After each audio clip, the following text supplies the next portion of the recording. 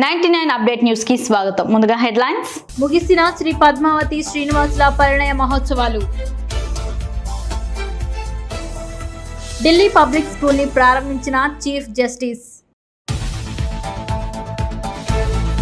తిరుమల శ్రీవారిని దర్శించుకున్న chess player Gukesh. ఇక డీటెయిల్స్ చూస్తే పశ్చిమ గోదావరి జిల్లా భీమవరంలో ఆంధ్రప్రదేశ్ ప్రభుత్వ ఉద్యోగ ఉపాధ్యాయ కార్మిక పెన్షనర్ సంఘాల ఐక్య వేదిక సమావేశం జరిగింది. ఈ సందర్భంగా సూర్యనారాయణ మాట్లాడారు. నా పేరు కేఆర్ సూర్యనారాయణ.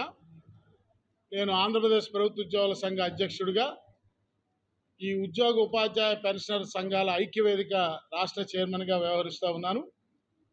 మా ఐక్య వేదిక కో చైర్మన్గా కర్ణం హరికృష్ణ గారు, సెక్రటరీ జనరల్గా రాజీవ్ పఠాన్ గారు, ఈ జిల్లా భీమవరం జిల్లా చైర్మన్ అండ్ అధ్యక్షులుగా సూర్యనారాయణ రాజు గారు, కార్యదర్శి చంద్రమౌళి గారు, భూపతిరాజు రవీంద్రరాజు గారు, ఇతర మా రాష్ట్ర స్టీరింగ్ కమిటీ సభ్యులందరం ఈరోజు ఈ భీమవరం రావడం జరిగింది.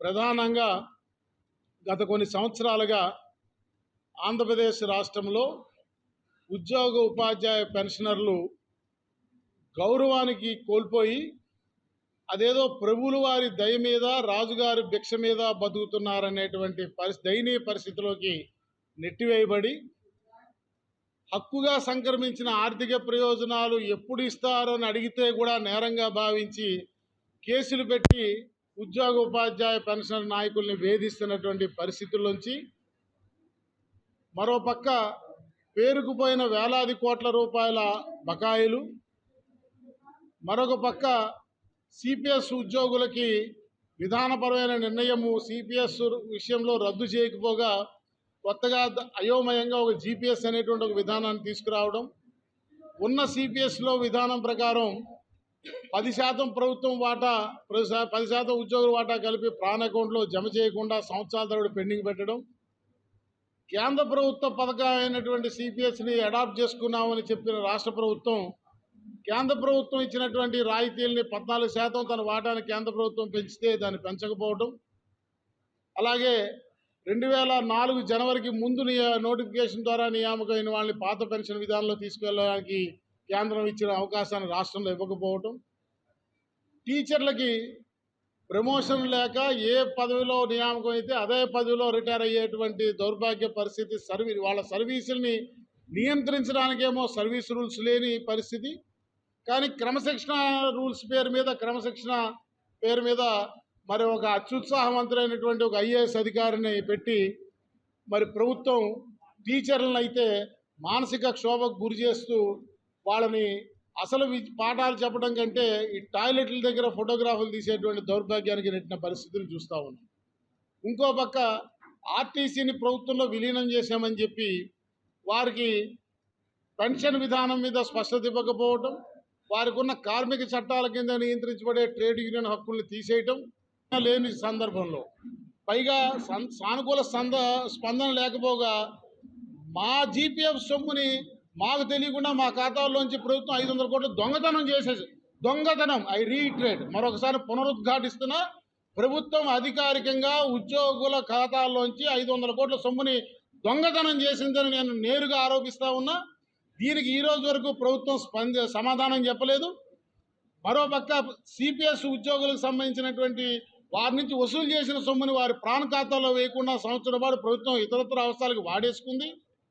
పబ్లిక్ డిపాజిట్లో ఉండవలసినటువంటి మా జీపీఎఫ్ అక్యూములేషన్ మదుపు చేసినటువంటి సొమ్ము సుమారు 10,000 కోట్ల పైచిలకు సొమ్ము అక్కడ లేకపోవడం వల్ల సమయానికి మా జీపీఎఫ్ క్లెయిమ్స్ మాకు సెటిల్ కాక అనేక మంది ఉద్యోగుల పిల్లల చదువులు, పిల్లల పెళ్లిళ్ళు కూడా ఆగిపోయినటువంటి నేపథ్యంలో గత్యంతరం లేని పరిస్థితిలో ఈ సమస్యలకి ఒక పరిష్కారం కావాలంటే ఈ ఆర్థికపరమైన చెల్లింపులకి మార్గదర్శకాల రూపంలో కాకుండా నిర్దిష్ట కాల పరిమితులను విధిస్తూ ఒక చట్టాన్ని రూపొందించమని మీ ప్రభుత్వాన్ని ఆదేశించండి అని చెప్పి రాజ్యాంగబద్ధమైన పదవిలో ఉన్న గవర్నర్ గారిని జనవరి 19, 2023 నాడు కలిసి మేము మెమరాండం ఇస్తే గవర్నర్ని కలవడాన్ని ఒక నేరంగా భావించి పరిగణించి ఈ రాష్ట్ర ప్రభుత్వం అప్పటి నుంచి నన్ను వ్యక్తిగతంగా టార్గెట్ చేసి నేను ప్రాతినిధ్యం వహిస్తున్న సంఘాల వ్యవస్థని చిన్నాభిన్నం చేసి నా కుటుంబాన్ని మానసిక క్షోభకు గురి చేసి శ్రీ పద్మావతి శ్రీనివాసుల పరిణయ మహోత్సవాలు ఆదివారం తిరుమలలో ఘనంగా ముగిసింది. సాయంత్రం శ్రీవారి ఆలయం నుండి స్వామివారు గరుడ వాహనంపై దేవరులు పల్లకిపై ఊరేగింపుగా బయలుదేరి నారాయణగిరి ఉద్యానవనంలోని పద్మావతి పరిణయోత్సవ మండపానికి వేంచేసి ఉన్నారు. ముందు 2 రోజుల మాదిరి ఎదుర్కోలు, పూల చెండ్లాట, నూతన వస్త్ర సమర్పణ తదితర కళ్యాణ వేడుకలు ఘనంగా ముగిసిన తరువాత కొలువు జరిగింది. వెంటనే ఋగ్వేదం, యజుర్వేదం, సామవేదం, అధర్వణ వేదాలను పారాయణం చేశారు. కళాకారులు మంగళకరంగా సంగీతం, మేళ, తాళ వాయిద్యాలను ప్రదర్శించారు. ఇందులో భైరవి, నలినకాంతి, శంకరవరణం, హిందుస్థానీ, కరహర ప్రియ, నీలాంబరి రాగాలను సుమధురంగా పలకరించారు. తర్వాత బెంగళూరుకు చెందిన రఘురామకృష్ణ బృందం, వెంకటాచల నిలయం, తందనాన ఆహి వంటి అన్నమాచార్య సంకీర్తనలు, దాస పదాలైన భాగ్యదా లక్ష్మి భారమ్మ, దాసన మాడికో ఎన్నస్వామి వంటి కీర్తనలు భక్తులను మంత్రముగ్ధులను చేశాయి.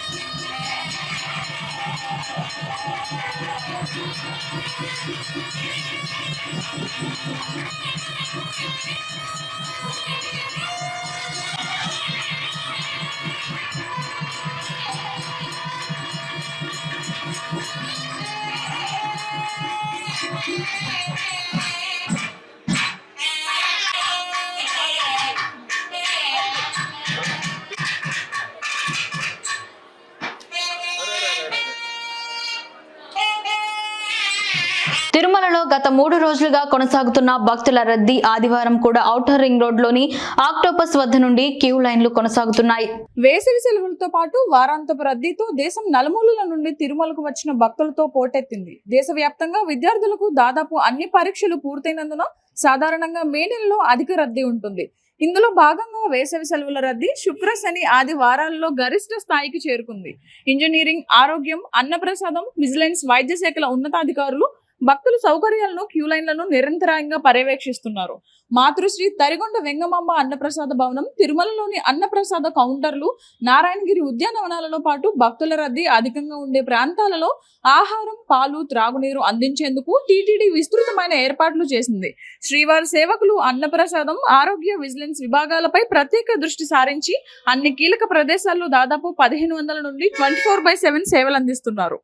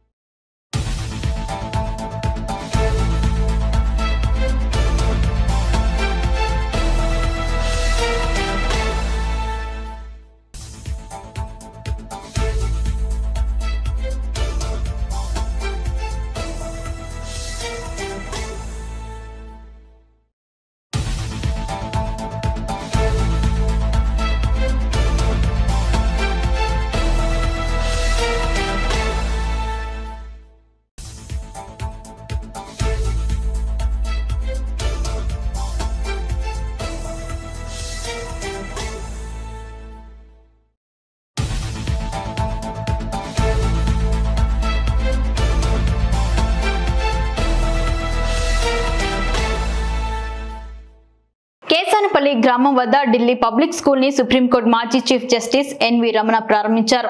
సుప్రీంకోర్టు మాజీ చీఫ్ జస్టిస్ ఎన్వి రమణ మాట్లాడారు.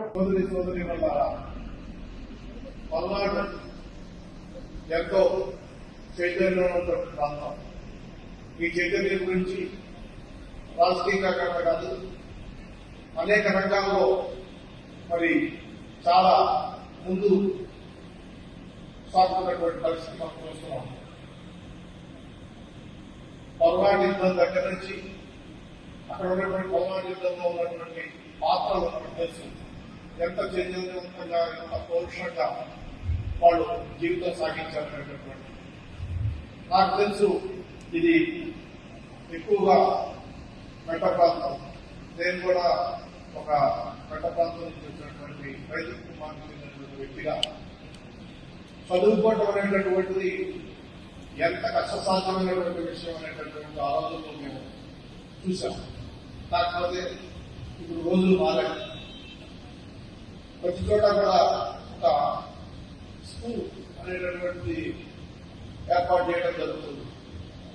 ప్రత్యేకించి ఈ స్థాయిలో ఒక ఇంటర్నేషనల్ స్టాండర్డ్ స్థాయిలో స్కూల్స్ లేకపోయినప్పటికీ కూడా గ్రామాల్లో పాఠశాలలు వచ్చాయి.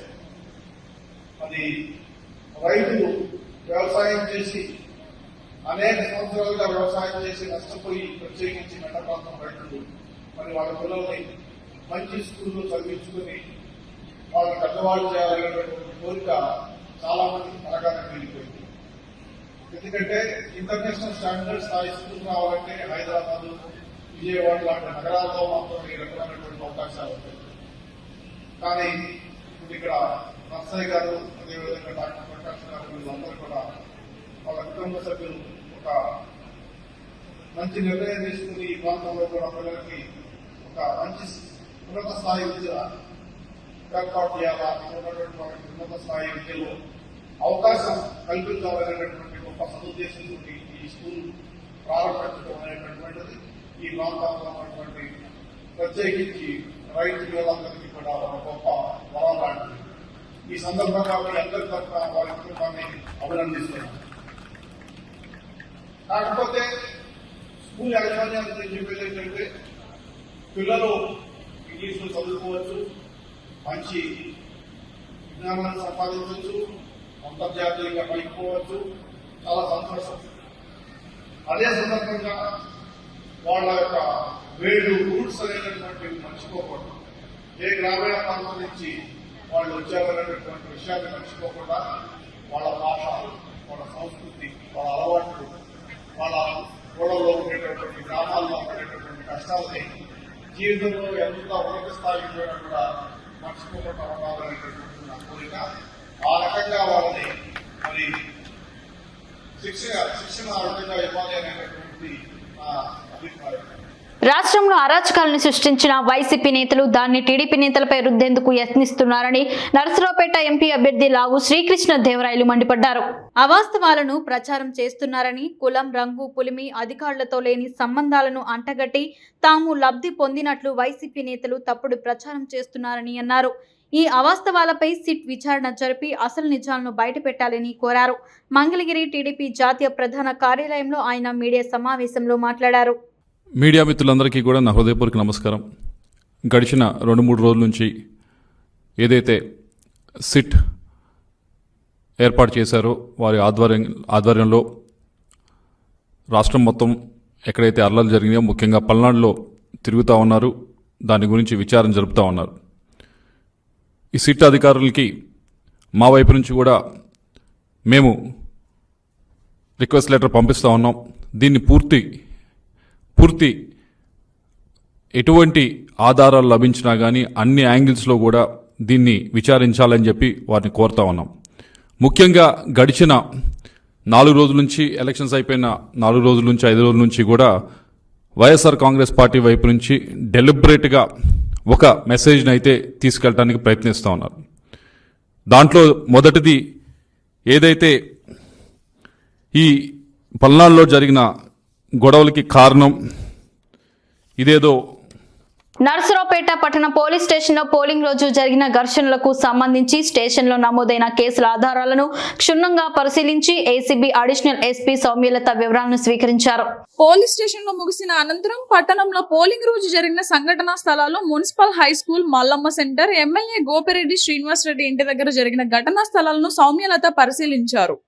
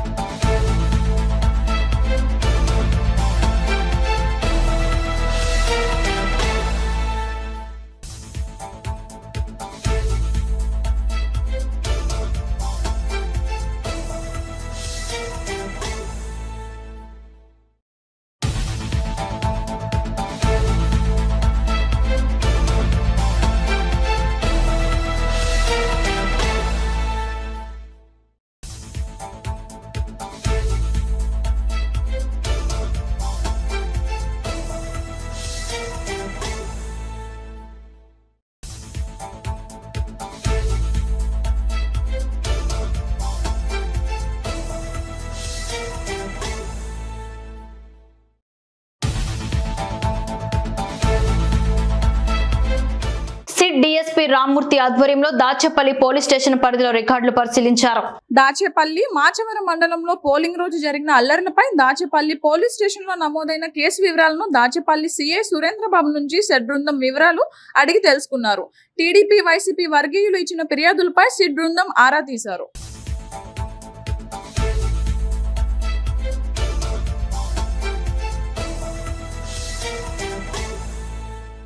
తిరుమల శ్రీవారిని వీఐపీ విరామ సమయంలో చెస్ ప్లేయర్ గుకేష్ దర్శించుకున్నారు. దర్శనం అనంతరం రంగనాయక మండపంలో వేద పండితులు ఆశీర్వాదం అందించగా టీటీడీ అధికారులు తీర్థ ప్రసాదాలు అందించారు. ఆలయం వెలుపల గుకేష్ మాట్లాడుతూ వరల్డ్ ఛాంపియన్షిప్ కు సెలెక్ట్ అయిన సందర్భంగా స్వామివారిని దర్శించుకోవడం కోసం వచ్చానన్నారు. వరల్డ్ ఛాంపియన్షిప్ కి ముందు కొన్ని టోర్నమెంట్స్ ఆడబోతున్నానని, అయినా నా లక్ష్యం వరల్డ్ ఛాంపియన్షిప్ అని చెస్ ప్లేయర్ గుకేష్ తెలిపారు. నేను గుకేష్, నేను వరల్డ్ ఛాంపియన్షిప్కి క్వాలిఫై అయినాను. ఇక్కడ స్వామివారి దర్శనంకి వచ్చినాను. బాగా మంచి దర్శనం దొరికింది. నెక్స్ట్ నేను గ్రాండ్ చెస్ రొమేనియా టోర్నమెంట్ ఆడుతాను. వరల్డ్ ఛాంపియన్షిప్ ముందు కొన్ని టోర్నమెంట్స్ ఆడతాను. అయితే వరల్డ్ ఛాంపియన్షిపే మెయిన్ టార్గెట్. తిరుమల శ్రీవారిని వీఐపీ విరామ సమయంలో మాజీ రాజ్యసభ సభ్యుడు ఖమ్మంపాటి రామ్మోహన్ రావు, తితిదే మాజీ ఈవో ఏపీ విఎన్ శర్మ వేరువేరుగా దర్శించుకున్నారు. వారికి ఆలయ అధికారులు స్వాగతం పలికి దర్శనం ఏర్పాట్లు చేశారు. దర్శనం అనంతరం రంగనాయకుల మండపంలో వేద పండితులు వేద ఆశీర్వాదం అందించగా టీటీడీ అధికారులు తీర్థ ప్రసాదాలు అందించారు. ఆలయం వెలుపల ఖమ్మంపాటి రామ్మోహన్ రావు మాట్లాడుతూ, ఆంధ్రప్రదేశ్ రాష్ట్ర ప్రజలు మార్పును కోరుకుంటున్నారని, కొత్త ప్రభుత్వం రాబోతుందని, నిరుద్యోగులు పేద ప్రజలు తెలుగుదేశం ప్రభుత్వం రావాలని కోరుకుంటున్నారని, ముఖ్యమంత్రిగా ప్రమాణ స్వీకారం చేయబోయే చంద్రబాబు నాయుడుకు స్వామివారి ఆశీస్సులు ఉండాలని కోరుకున్నామన్నారు. అందరికీ నమస్కారం. స్వామివారి దర్శనం కోసం ఈవేళ మరి వచ్చి వారిని వేడుకున్నాం. రాష్ట్ర ప్రజలు ఈవేళ ప్రభుత్వం మార్పు కోరుకుంటున్నారు కాబట్టి రేపు రాబోయే ఫలితాలు కూడా కొత్త ప్రభుత్వం, ముఖ్యంగా రాష్ట్రాభివృద్ధి కోరుకుంటున్నారు. రాష్ట్రంలో యువత, పేద ప్రజలందరూ కూడా మా ప్రభుత్వం రావాలని కోరుకుంటున్నారు కాబట్టి స్వామివారి ఆశీస్సులు తీసుకుని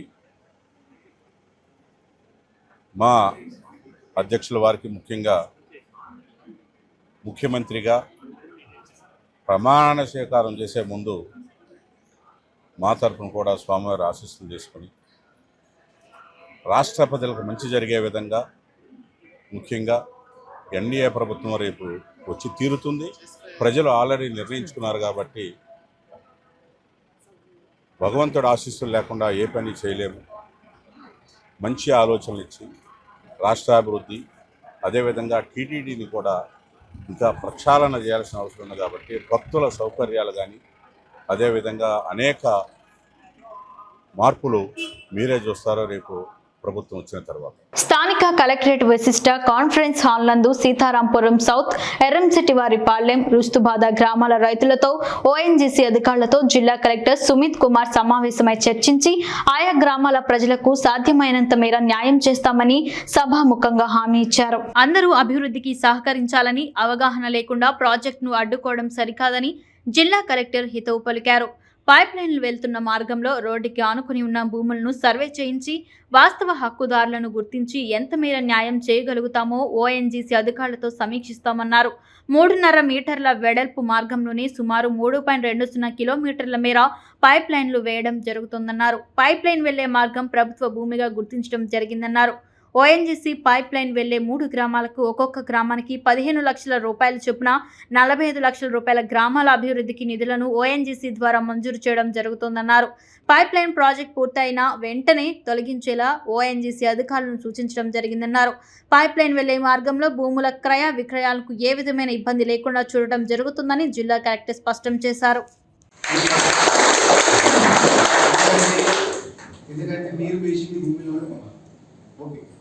ఏమైనా రేపు జరుగుతుంది మీతో సర్వే. సో ఖచ్చితంగా మన ప్రయారిటీ ఇప్పుడు రైతుల గురించి మాట్లాడాలి.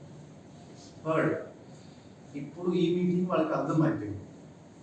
పోయి మొత్తం మన రైతులతో ప్రాపర్ కమ్యూనికేషన్ చేస్తే, ప్రాపర్ మెయింటైన్ అవుతే ప్రాజెక్ట్ పూర్తి చేయలేము.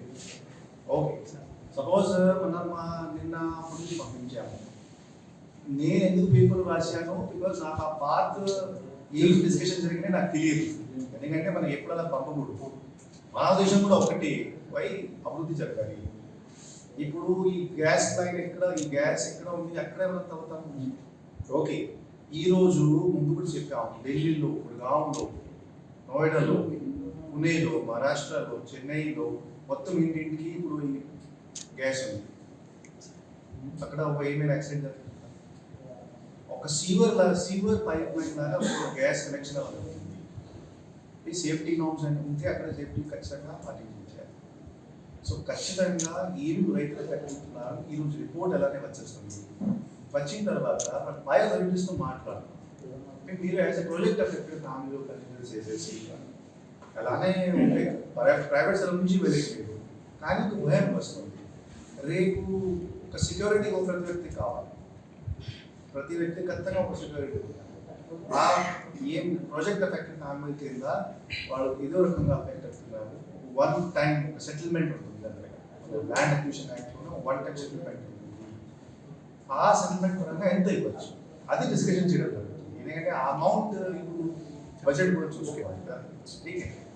అండ్ ఈ రెడ్లోనే 100% పెట్టము. మీ పేపర్లో కాగితం ఇస్తాం. ఓకే, ఆ కాగితం ప్రొసీడింగ్ రూపంలో ఉంటుంది. నేనే మీ ముందు తహసీల్దార్ మన సబ్ రిజిస్టర్ పిలిచి ఒక ఫోటో కూడా తీసుకుంటాం, వాళ్ళ ఖాతా ఇస్తాం. ఇది ప్రైవేట్ ల్యాండ్ అంటే ప్రైవేట్ ల్యాండ్. ఏమైనా కన్స్ట్రక్షన్ చేసుకోవచ్చు, ఏమైనా అందరూ పేపర్లో మీకు రాసేస్తాం. మూడోది అలానే ఓఎన్జీసీ ఈరోజు మీ సమక్షం ముందు మాట్లాడారు. 15 లక్షలు నేను ప్రపోజల్ పంపిస్తాను. 3 months 4 months తర్వాత సెకండ్ గ్రామం ట్రై చేస్తాం, థర్డ్ గ్రామం ట్రై చేస్తాం. ఇంకా కాకుండా నాకు ఖచ్చితంగా కొన్ని మన్రేగాలో పవర్స్ ఉంటాయి. నాకు సపోజ్ ఈరోజు కోడ్ లేకపోతే మన పవర్ ఉంటే నేను ఈరోజు శాంక్షన్ చేసేవాడు యాక్చువల్గా. బికాజ్ గ్రామంలో కృష్ణ అభివృద్ధి జరగాలి. ఆ గ్రామంలో లేకపోతే ఈ గ్రామం సర్పంచ్ పర్సనల్గా రావచ్చు, కలవచ్చు, సమస్య ఇవ్వచ్చు. మీతోటి సరిగా కలవలేకపోతే, మీతోటి సరిగా మాట్లాడలేకపోతే మీరు నీడేలో చెప్పుకోవచ్చు. అది కూడా మీ ఆ పాయింట్ సిక్ అవుతాం. మీరు టెస్ట్ చేయాలి. ఖచ్చితంగా రేపు కోడ్ అయిన తర్వాత మీరు టెస్ట్ చేయాలి. మనం మెడికల్ ఇప్పుడు వెళ్ళాము. ఒకసారి డిస్కషన్ అయిపోయిన తర్వాత వాళ్ళు ట్రై చేయించాలి. వాళ్ళు కూడా పై కోసం కొంచెం ఉంటుంది. కొన్నిసారి మనం రూల్స్ ఫాలో చేయగలుగుతాం, కొన్నిసారి రూల్స్ ఫాలో చేయలేము.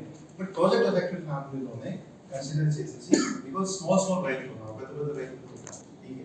ఈరోజు ఖచ్చితంగా మన జిల్లాలో ఇంకెక్కువ ప్రాజెక్ట్స్ కావాలి. హెచ్ఐవి ఎయిడ్స్ బాధితులకు అండగా నిలవాలని డిపిఎం ఆదిలింగం తెలిపారు. కాకినాడ జిల్లాలో సుమారు 56,716 హెచ్ఐవి ఎయిడ్స్ వ్యాధిగ్రస్తులను గుర్తించామని, 33,384 మంది ఏఆర్టీ మందులు వాడుతున్నారని డిపిఎం ఆదిలింగం అన్నారు. కాకినాడలో డిఎంహెచ్ఓ కార్యాలయంలో 41వ అంతర్జాతీయ ఎయిడ్స్ క్యాండిల్ లైట్ స్మారక దినోత్సవాన్ని నిర్వహించారు. ఈ సందర్భంగా ఆయన మాట్లాడారు.